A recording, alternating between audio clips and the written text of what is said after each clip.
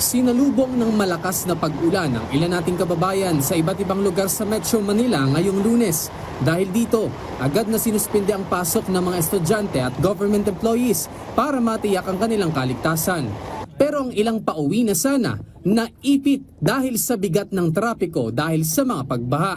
Kagaya na lang ng ilang lugar sa Quezon City na binaha dahil sa tindi ng buhos ng ulan kung saan ang mga sasakyan ay usad pagong dahil sa taas ng tubig baha. Ganito rin ang naranasan ng ilang motorista sa ilang lugar sa Makati City dahil wala silang choice kundi lusungin ang mataas na tubig baha na kalaunay humupa rin. Sa lungsod naman ng Maynila, ramdam din ng ilang residente ang tindi ng buhos ng ulan dahil sa pagtaas ng tubig baha sa kanilang lungsod.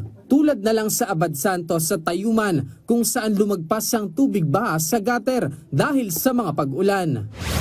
Hindi rin nakalampas ang ilang lugar sa Marikina City at nagkaroon din ng mga gutter deep na pagbaha dahil sa tuloy-tuloy na pag-ulan.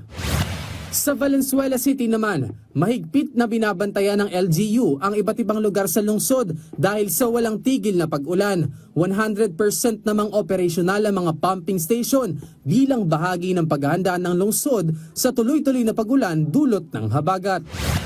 Ganon din ang patuloy na monitoring ng lungsod ng Maynila sa Remedios Pumping Station para makatulong na mapababa ang pagbaha sa ilang lugar sa lungsod. Pinapaalalahanan naman ng lokal na pamahalaan ng ating mga kababayan na mag-ingat ngayong tuloy-tuloy ang matinding pag-ulan at manatiling nakatutok sa mga mahalagang anunsyo sa kani-kanilang lungsod.